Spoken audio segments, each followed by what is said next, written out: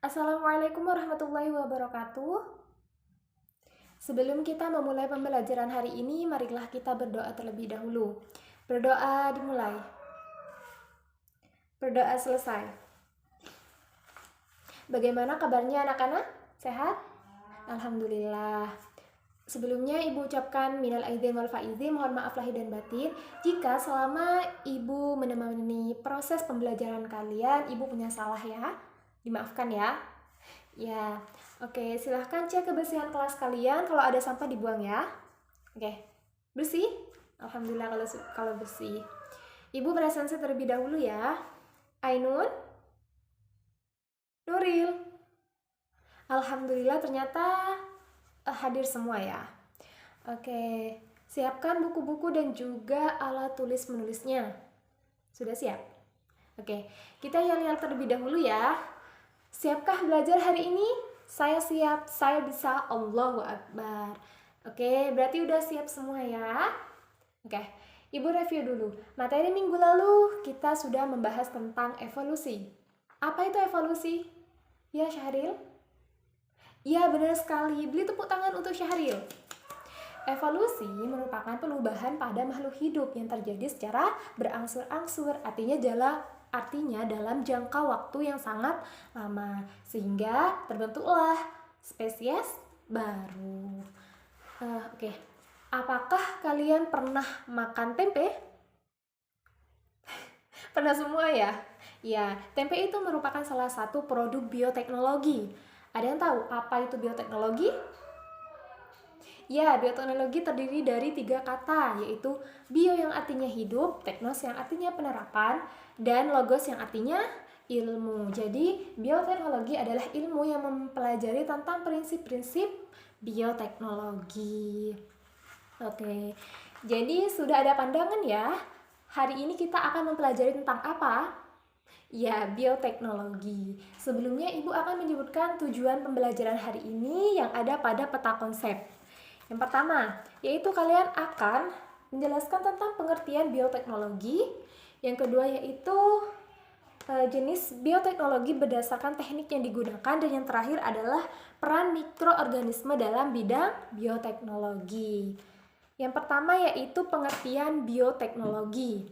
Seperti yang sudah disebutkan sebelumnya bahwa bioteknologi terdiri dari 3 kata, yaitu bioteknos dan logos. Jadi bioteknologi adalah cabang ilmu yang mempelajari tentang pemanfaatan makhluk hidup, baik itu tanaman maupun organisme atau produk makhluk hidup untuk menghasilkan barang dan jasa sehingga meningkatkan kesejahteraan manusia. Ada yang bisa memberikan contohnya? Ya, Ainun. Iya, benar. Salah satu contohnya adalah tempe dan mentega. Nah, tempe sendiri terbuat dari kedelai. Dengan bantuan bakteri Rhizopus oryzae, dia sehingga terbentuklah suatu produk yang namanya tempe. Bakterinya seperti ini ya. Ya, sedangkan untuk bakteri yang terdapat pada pembuatan mentega sendiri itu dinamakan bakteri Lactobacillus bulgarisus. Contohnya seperti ini ya gambarnya. Iya, oke, bisa dipahami? Alhamdulillah kalau bisa. Yang kedua yaitu jenis bioteknologi berdasarkan teknik yang digunakan. Jenis bioteknologi berdasarkan teknik yang digunakan ada 2. Ada apa saja? Ya, benar sekali. Yaitu ada bioteknologi konvensional dan bioteknologi modern. Jadi diingat ya bahwa teknik bioteknologi yang digunakan itu ada 2. Yang pertama ada bioteknologi konvensional dan bioteknologi modern. Sampai di sini bisa dipahami? Alhamdulillah kalau paham. Kita lanjut ke materi selanjutnya yaitu pemanfaatan mikroorganisme dalam bioteknologi. Nah, pemanfaatan mikroorganisme sendiri ada pada 4 bidang. Yang pertama ada pada bidang pangan, yang kedua ada bidang pertanian, yang ketiga ada bidang industri, dan yang terakhir adalah bioremediasi. Ya, benar sekali. Yang pertama yaitu pada bidang pangan yang sudah kita bahas sebelumnya, yaitu pemanfaatan seperti bioteknologi dalam pembuatan tempe ataupun mentega. Sedangkan pada bidang pertanian sendiri bisa digunakan untuk membasmi hama loh. Contohnya adalah bakteri Bacillus thuringiensis. Nah, bakteri Bacillus thuringiensis ini seperti ini ya penampakannya. Oh maaf, seperti ini ya penampakannya. Ya, ini merupakan contoh dari ini merupakan gambar dari Bacillus thuringiensis, yang mana dia berfungsi sebagai patogen untuk ulat pada tanaman. Sehingga nanti dengan mekanisme yang ada, ulat pada tanaman tersebut bisa mati karena bakteri Bacillus thuringiensis ini. Yang ketiga yaitu pada bidang industri.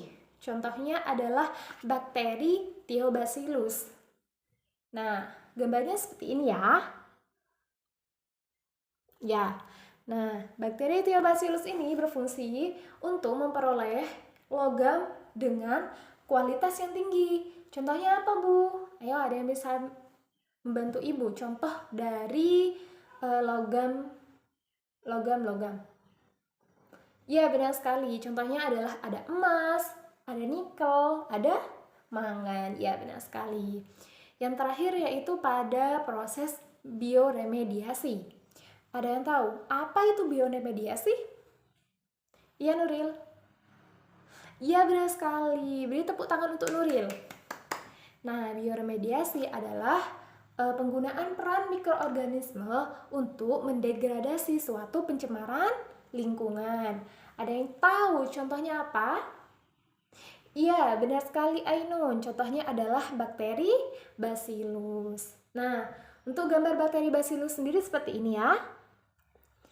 Nah, bakteri Bacillus ini berfungsi untuk bioremediasi tanah yang terkontaminasi minyak bumi, sehingga nanti tanahnya akan subur. Oke, dari sini bisa dipahami? Apakah ada pertanyaan atau pernyataan? Gak ada ya?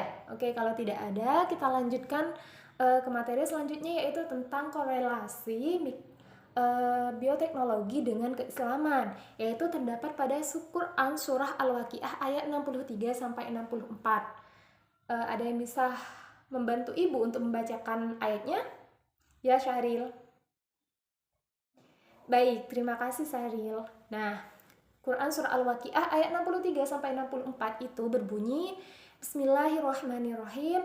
Afara'aitum ma tahrusun a'antum tazra'unahu am nahnu zari'un.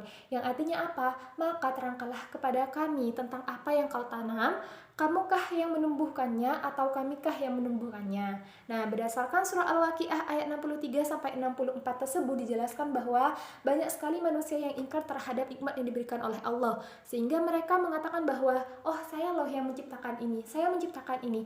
Padahal pada dasarnya yang menciptakan segala sesuatu yang ada di bumi, yang menciptakan adalah Allah.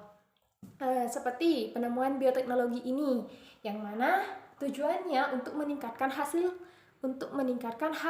bukan untuk memproduksi hasil. Oke, dari sini apakah ada pertanyaan, pernyataan atau sanggahan? Nggak ada ya? Oke, kalau tidak ada, Ibu akan bagi kalian menjadi 4 kelompok. Silahkan kerjakan tugas pada lembar kerja tentang soal apa itu bioteknologi konvensional dan apa itu bioteknologi modern. Tugasnya kalian diskusikan dengan kelompok masing-masing. 15 menit dimulai dari sekarang. Oke, sudah 15 menit ya. Adakah kelompok yang ingin maju dan mempresentasikan hasil diskusinya? Ya, kelompok 2, silahkan. Ya, benar sekali. Beri tepuk tangan untuk kelompok 2. Nah, yang pertama yaitu bioteknologi konvensional, merupakan proses bioteknologi yang mengandalkan jasa mikroba untuk menghasilkan produk yang dibutuhkan melalui proses fermentasi. Contohnya sudah disebutkan oleh kelompok 2 yaitu tempe, tape, dan yogurt. Sedangkan bioteknologi modern merupakan bioteknologi yang memanfaatkan metode modifikasi genetik melalui rekombinasi DNA. Seperti contoh yang disebutkan oleh kelompok 2 yaitu tebu tahan kekeringan. Nah, jadi perbedaan dasar dari prinsip yang digunakan dalam Dua jenis bioteknologi ini adalah jika bioteknologi konvensional itu menggunakan prinsip fermentasi, sedangkan untuk bioteknologi modern sendiri menggunakan prinsip rekayasa genetika. Oke, Ibu berikan kesimpulan untuk pertemuan hari ini. Bioteknologi merupakan cabang ilmu biologi yang mempelajari tentang pemanfaatan makhluk hidup atau produk makhluk hidup untuk menghasilkan barang dan jasa untuk meningkatkan kesejahteraan manusia. Sedangkan jenis bioteknologi ada dua, yaitu ada bioteknologi konvensional dan bioteknologi modern. Pemanfaatan mikroorganisme dalam bioteknologi terdapat pada 4 pangan, yaitu terdapat pada 4 bidang. Yang pertama bidang pangan, bidang pertambangan, bidang pertanian, bidang industri dan yang terakhir adalah bioremediasi. Korelasi dengan keislaman terdapat pada Quran Surah Al-Waqiah ayat 63 sampai 64. Sekian yang bisa Ibu sampaikan. Jangan lupa, hiduplah seakan-akan kalian akan mati besok. Artinya, tingkatkanlah keimanan kalian dan belajarlah seakan-akan kalian akan hidup selamanya. Artinya, jangan pernah putus untuk belajar. Oke, sekian yang dapat Ibu sampaikan. Marilah kita tutup pembelajaran hari ini dengan berdoa. Berdoa dimulai. Berdoa selesai. Sekian. Wassalamualaikum warahmatullahi wabarakatuh.